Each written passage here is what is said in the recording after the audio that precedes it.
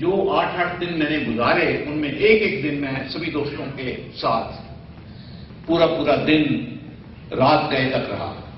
ایک پورا دن مشفق خواجہ صاحب کے ساتھ، ایک پورا دن شبنم صاحب کے ساتھ، ایک پورا دن راغب شکایت کے ساتھ، ایک پورا دن بادبان کے لیڈر ناصر بغدادی کے ساتھ. یہ سبھی مدیران تھے رسالوں کے جن میں میں لکھتا تھا. اور کراچی کا کوئی رسالہ ایسا نہیں تھا، ادبی رسالہ، جس میں میں نہ لکھتا ہوں اس زمانے میں.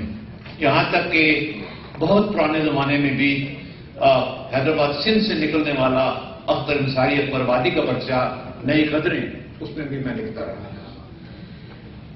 مجھے شبنم صاحب کے حوالے سے ایک بات یاد آتی ہے جو مشفق خواجہ خامہ بگوش نے مجھے کہی اور شاید کہیں کسی کالم میں لکھی بھی، اور اکرام صاحب اس کا جواب دیں گے. مشفق خواجہ نے کہا یہ لوگ جو باہر سے آئے ہیں انہوں نے کراچی کو اپنایا کیوں نہیں؟ یہ اپنے آپ کو اب تک صہبا لکھنوی لکھتے ہیں، نکہت بریلوی لکھتے ہیں، اکرام بریلوی لکھتے ہیں، فرمان فتح پوری لکھتے ہیں. یہ لوگ اپنے آپ کو کراچی کیوں نہیں لکھتے؟ مجھے دیکھیے، میں مشفق خواجہ لکھتا ہوں، میرا قلبی نام خامہ بگوش ہے. ذکر آیا شبنم صاحب کا کہ شبنم رومانی، شبنم شاہجہان پوری کیوں نہیں لکھتے اپنے آپ کو؟ آخرکار وہ بھی ایک اس مٹی کی پیداوار ہیں، اپنے آپ کو لکھ سکتے تھے لیکن انہوں نے نہیں لکھا. رومانی کے حوالے سے ایک بات اور یاد آ گئی کہ عصمت اللہ خان نے اس کتاب کے شروع میں کہا ہے کہ مثنوی سیر کراچی مولانا روم کی مثنوی کا ایک ایسا روپ ہے جس میں جغرافیہ، تاریخ اور حالیہ واقعات اکٹھے ہو گئے. اور اس لحاظ سے ہم شبنم رومانی کو مولانا رومانی خان کہہ دیں تو اچھا لگے گا. مولانا روم کی طرح انہیں اگر مولانا رومانی کا کہہ دیا جائے تو اچھا لگے گا. میں مثنوی کے حوالے سے کچھ باتیں کرنا چاہتا ہوں. مولانا روم کا ذکر آیا. مولانا روم کی مثنوی کے 6 حصے ہیں. ہر ایک حصے میں ایک داستان، کئی داستانیں ہیں اور ان کو دفتر کہا گیا ہے. لفظ دفتر استعمال ہوا ہے. مثلا پہلے حصے میں 18 قصص ہے، دوسرے میں بھی 18 ہے، تیسرے میں بھی 18 ہے، چوتھے میں 8 ہیں اور 5ویں میں 12 ہیں، چھٹے میں 10 ہیں. کل ملا کر 84 دفاتر موجود ہیں مولانا روم کی مثنوی میں. ہمارے ہاں مولانا رومانی کی مثنوی میں 64 ہیں، 84 نہیں ہیں. اور یہ 64 جو ہیں وہ کراچی کے جغرافیے کے بارے میں تو ہیں ہی، کراچی کے حالات کے بارے میں بھی ہیں، کراچی میں بسنے والے لوگوں کے بارے میں بھی ہیں، اور کراچی کے متعلقات میں وہاں کی بسوں کے بارے میں، وہاں کے گدھوں کے بارے میں، وہاں کے لیڈروں کے بارے میں، وہاں کے اخبار نویسوں کے بارے میں، وہاں کے شاعروں کے بارے میں بھی ہیں. مثنوی اردو میں بہت، جیسے کہ اشفاق صاحب نے کہا، ایک وقت میں بےحد قبول عام کی سند پائی ہوئی صنف تھی. آہستہ آہستہ لوگوں کے پاس وقت کم ہوتا گیا اور وہ غزل کے اشعار پر سر دھننے لگے. ان کے پاس اتنا وقت نہیں تھا کہ لمبی کہانیاں پڑھ سکیں. میر تقی میر نے، میر حسن نے، مرزا شوق نے، دیا شنکر نسیم نے مثنویاں اردو میں لکھی. اور یہ مثنویاں بھی ظاہر میں کہانیاں تھیں، افسانے تھے، قصے تھے، کچھ مافوق الفطرت بھی تھے، کچھ سیدھے سادے زندگی سے تعلق رکھتے تھے، لیکن ہر ایک میں اخلاقیات کا عمل دخل ضرور تھا. یہ نہیں تھا کہ صرف ظاہری سامنے نظر آئے، باطن نظر نہ آئے. باطن بہرحال جھانکتا ہوا دکھائی دیتا تھا. مولانا روم میں تو ہے ہی، لیکن ان مثنویوں میں بھی یہ موجود تھا۔ اگر ان کا موازنہ ہم کریں شبنم رومانی صاحب کی مثنوی سے، تو لگتا ہے کہ باطن سے کچھ قطع تعلق کرنے کے بعد ظاہر کی طرف زیادہ وہ تشریف لے آئے۔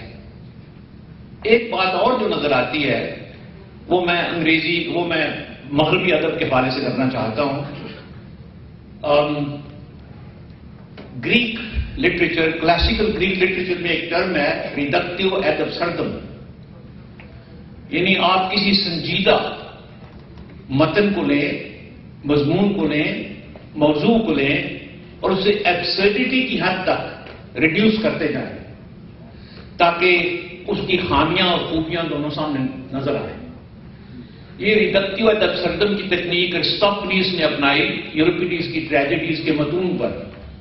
یوریپیڈیز کی جو ٹریجڈیز تھیں ان کے مکالمات کو لے کر، کرداروں کو لے کر ارسطوفنس نے ان کا مذاق اڑایا، اور ارسطوفنس کی کامیڈیاں آج تک مشہور ہیں اس حساب سے، اس لحاظ سے۔ مجھے لگتا ہے کہ شبنم رومانی صاحب کی یہ مثنوی جو ہے یہ ریڈکٹیو ایڈ ابسردم کی تکنیک پر استوار کی گئی ہے، اور اس تکنیک کو انہوں نے بخوبی اردو میں استعمال کیا ہے۔ نہ اس سے پہلے کوئی مثال موجود ہے اردو میں اس کی، نہ اس کے بعد کوئی مثال موجود ہے اردو میں۔ ریڈکٹیو ایڈ ابسردم کی کوئی مثال اس سے پہلے موجود نہیں ہے، اس کے بعد موجود نہیں ہے۔ میں صرف ایک دو باتیں اور کرنا چاہوں گا اس مثنوی کے بارے میں۔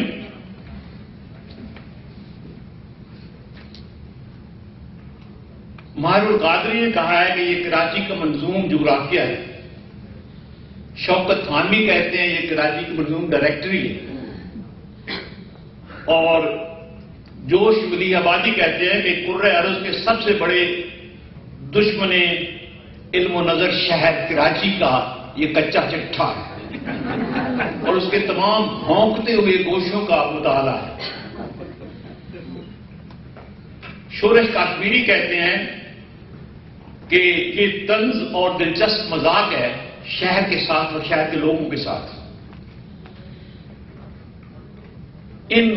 لیکن سب سے بڑی بات جو ہے عصمت اللہ خان نے کہی ہے، جس نے یہ کہا ہے کہ مولانا روم کی مناسبت سے شبنم رومانی کو مولانا رومانی کہنا مناسب ہوگا، اور لگاتار اپنے پیش لفظ میں، اس کتاب کے پیش لفظ میں انہوں نے شبنم رومانی لفظ استعمال نہیں کیا، مولانا رومانی لفظ استعمال کیا ان کے لیے۔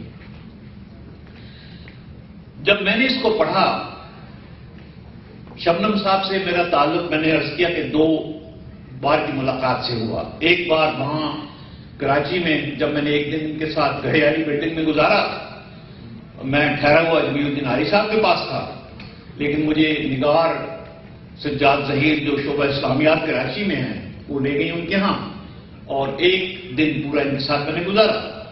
دوسری بار جب یہاں آئے تو نیو یارک سے جاوید مسرور صاحب، ہاں صاحب نے بلایا، انہوں نے مجھے خاص طور پر بلوایا وہاں سے بائی ایئر کہ میں آ کر ان کے بارے میں کچھ کہوں۔ ایک تعلق اور پیدا ہوا کہ ہمارے دونوں کے ایک بزرگ تھے احمد نعیم قاسمی صاحب، وہ بھی شبنم بھی انہیں بابا کہتے تھے، میں بھی انہیں بابا کہتا تھا۔ میں ان کے رسالے فنون میں لگاتار لکھتا رہا، تو ان کے ارشاد پر میں نے ان کی کتاب دوسرا ہمالیہ کا دیباچہ لکھا۔ آپ غور سے دیکھیں گے تو بائیں طرف سے جو تیسری کتاب ہے 1 2 3 وہ دوسرا ہمالیہ ہے، اس کا دیباچہ میرا تحریر کرتا ہے۔ تو یہ قاسمی صاحب کی فرمائش پر میں نے یہ کام کیا اور لوگوں نے پسند کیا اس کو۔ میں نے خاص طور پر ان کی شاعری میں امیجری کو تلاش کیا اور یہ کہا کہ یہ ایک سنگم ہے روایتی غزل اور جدید نظم کا، جس میں تصویری مفہوم کی شاعری ہے۔ ان کے امیجز جو ہیں وہ بالکل ماڈرن ہیں، نئے ہیں، غزل میں بھی یہ جدت ان کے ہاں موجود ہے۔ بہرحال اس مسئلے کو اگر دیکھیں تو میں یہ کہوں گا کہ انہوں نے سنجیدہ کو غیر سنجیدہ بنا کر پیش کیا، یا اس کے برعکس غیر سنجیدہ کو سنجیدہ بنا کر پیش کیا۔ انہوں نے اہم کو غیر اہم کہا اور غیر اہم کو اہم کہا، معروف کو گمنام کہا اور گمنام کو معروف کہا، حسین کو قبیح کہا اور قبیح کو حسین کہا۔ یہی ایک تھیوری اور پریکٹس ہے ریدک کی ادب سدم کی، جس کا ذکر میں نے کیا تھا۔ کہیں کہیں مذاق، ٹھٹھا، ٹھٹول، کھپتی، چپتے ہوئے جملے، لیکن دشنام ترازی نہیں، نام ترازی ہے۔ کہیں کہیں ریش خند مذاق ہے، زہر خند نہیں ہے۔ کہیں یہ محسوس نہیں ہوتا کہ کوئی چپتی ہوئی بات ایسی کہہ دے جس سے لوگوں کو تکلیف ہو اور محسوس ہو کہ کوئی رقابت کا یا دشمنی کا جذبہ ہے جو انہیں یہ کرنے پر اکسا رہا ہے۔